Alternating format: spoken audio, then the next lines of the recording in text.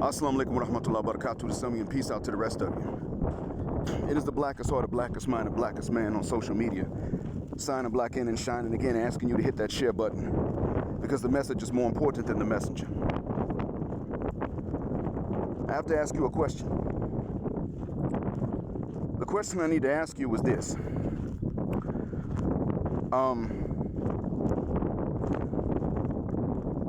Who influences the other to do worse?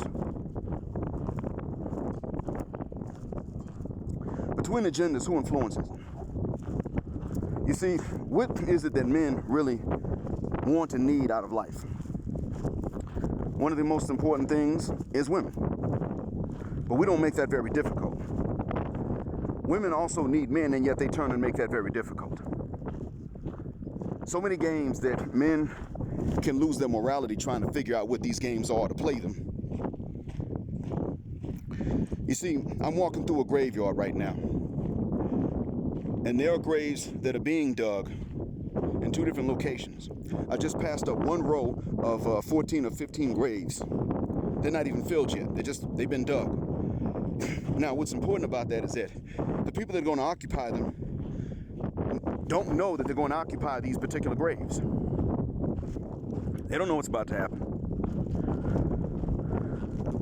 I can see the employees and I can hear them digging some others, and I just now passed up another row. As I was recording this, talking to you, I passed up another row. I think this one's about 10 maybe. And they're digging some over across at a distance from me. And as they're digging these graves, the people that are going to occupy them either are lying somewhere waiting to be buried in them, and they're not sure where they're going to be buried because they can't even open their eyes or their mouth to ask the question in the first place. They're in a completely helpless state. Whatever God wants them to experience now that they close their eyes, they're going to experience it. And that was going to be the case even before they closed their eyes for the final time. But in looking at them and knowing that some people are going through bliss in the grave, and some are going through punishment in the grave, whether the punishment in the grave will suffice or whether it will not suffice, some of them are going through punishment for choices that they made. I realized, because I was already about to record this, that the two genders, men and women, do influence each other's. They do influence each other's morality. Now you have to answer for your own, and I'm not exonerating any guilty off the hook, not at all. What I am saying is that we do influence each other. We men have to be careful of the influences that we have on the women and what we press for. But then I came to realize that when we do, it makes less of a difference because they don't listen. We have far less of an influence on them than they do on us, unless, of course, we're rich. What rich men want, they pay attention to. And a lot of times they don't even necessarily pay attention to that because they don't think from the standpoint of a wealthy man.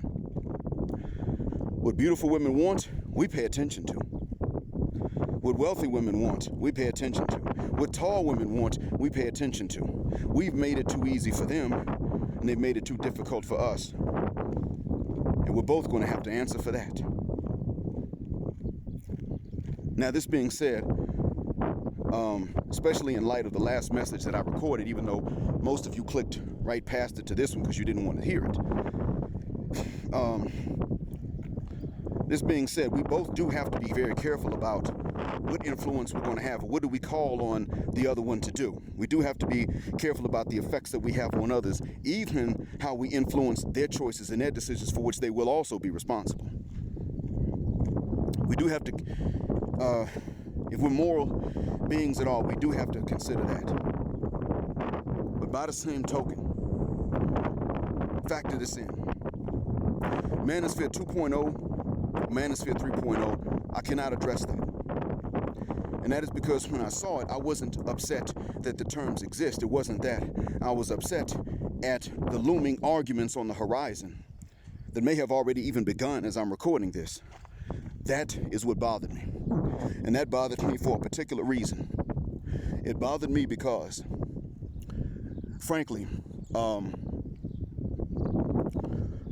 the thing about that they got me was that as these terms came out, and I know that black folks argue about anything, I also had to realize something else. That something else was this. The main issue is not either one of those two. The main issue is actually that there's still a need for any kind of manosphere, black or white. I'm concerned about the black one, but there is still a need for any kind of manosphere. And that is because we can reach a point where we stop and we think and we say, what are we doing and what does this cause? And the men who don't are the ones that the women don't force to stop and think about this. The men who are abusive can be abusive. Women let them. They're wrong too. I'm not exonerating those men. I'm simply saying that at some point they're allowed to. They never have to think about it. But they can actually commit abuse and get away with it. Whereas when it comes to these men have to, when it comes to the rest of the men, they have to stop and think about what they're doing. The abusive man would have to stop and think about what he's doing if there were consequences for it. When it comes down to the women, we're just now starting to hold them to accountability. We're just now getting to this point. We're starting to say to them, don't ask what we bring to the table, and then tell me that you're the table. And so that being said, we have made it a lot easier for them to go into their graves with a clear conscience and something to look forward to, a blissful experience to which to look forward. We have made that far easier for them than they have made that for us. You see, in our faith, if a woman, if she gets married, she finds a husband, and she passes away and her husband is pleased with her, meaning she was good to her husband, God's going to put her in paradise. Now, this is, of course, for the Muslims. We don't believe that this is going to happen to people of other faiths. Nothing personal, but that's not in our revelation. By the same token, the man has to do and be so much. He has to pray, and he has to pray in congregation. Outside of a pandemic like this one, he must pray in congregation. He must support her and maintain her and then protect her. And however many kids she wants, he's supposed to try to give her that many kids. If she wants more than they can afford, he just needs to, man up and take care of them. Never mind that God is not promising any minimal amount of provision for them. The pressure's on the man. The woman has a relatively easy task outside of the childbirth. She does have to be modest, yes, but the pressures are not on her. She is allowed to have businesses and keep her own money. She is allowed to do these things. She also does not have to. She has the choices, the options. The pressure is on the men. And what makes it worse is that a lot of these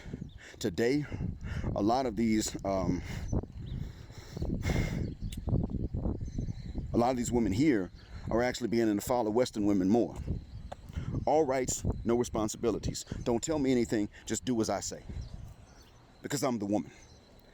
And they want to quote, Tiffany from America. Or maybe Bridget from Britain.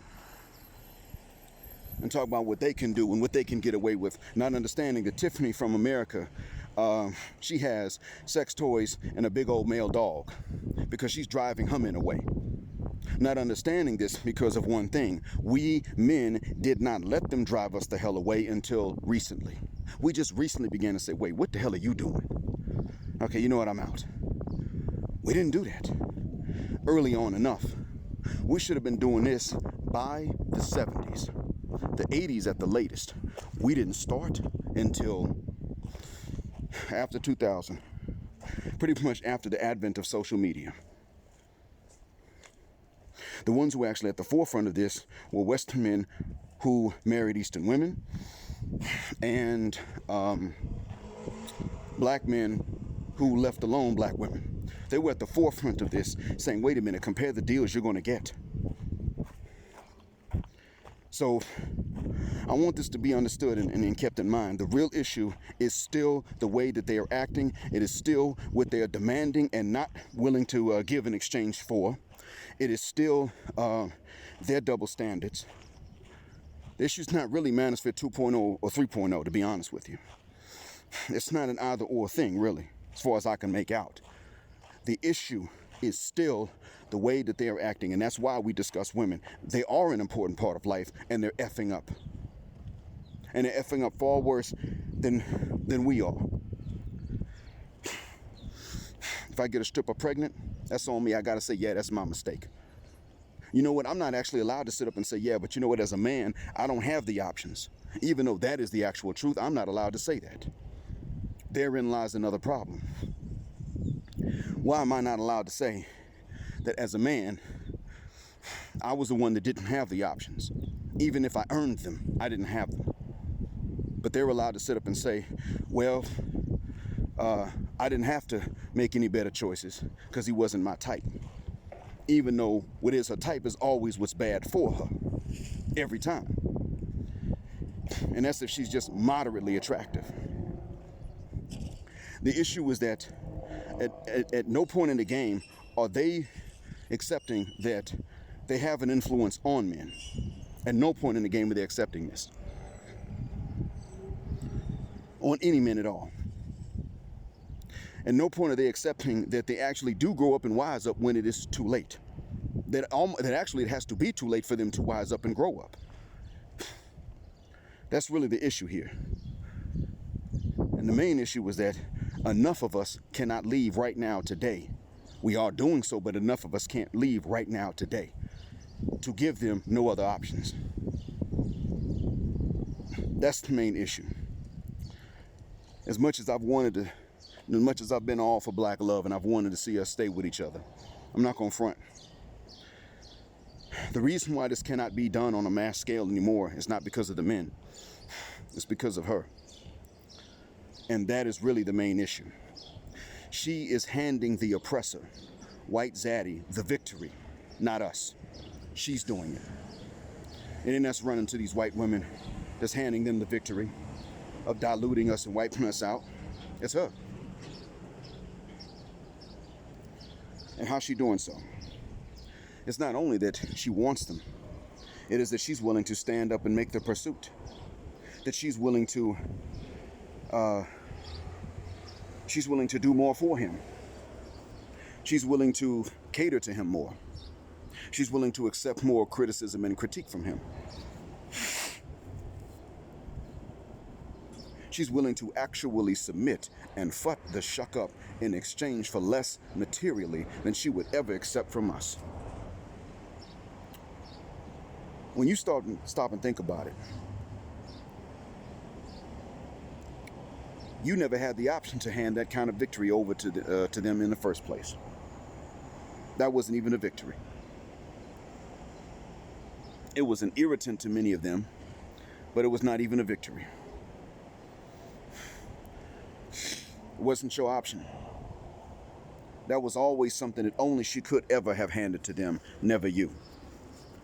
So the real threat to so-called black love is her, not you. And this goes beyond any difference between Manosphere 2.0 or 3.0. I hope that one day this won't be true anymore, and in the meantime, I hope it helps. The blackest of the black signing out. Assalamu alaikum and black heterosexual male power, specifically because Zaddy and Boom Shika don't like it.